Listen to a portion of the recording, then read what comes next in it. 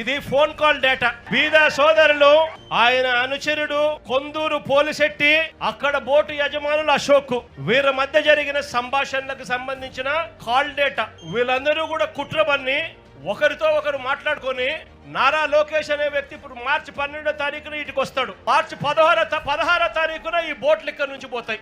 అంటే మత్స్యకారుల మీద కడుపు మీద కొట్టడం కోసం ఏకంగా ఇంతమంది దొంగలు.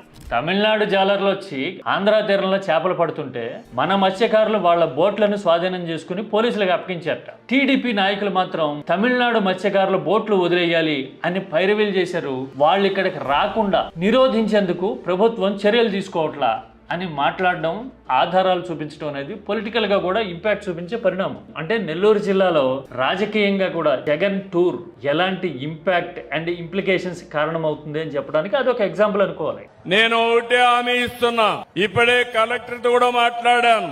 ఈ తీరం మనదే, బోటు మంది, వేట మంది, రాజీ లేదు. ఎవరైనా వస్తే వేటాడతాం తప్ప ఇక్కడికి అలో చెయ్యం. మర్యాదగా చెప్తాం, వాళ్ళు కూడా వినాలి. ఎవరెవరి హక్కులు వాళ్ళు కాపాడుకోవాలి.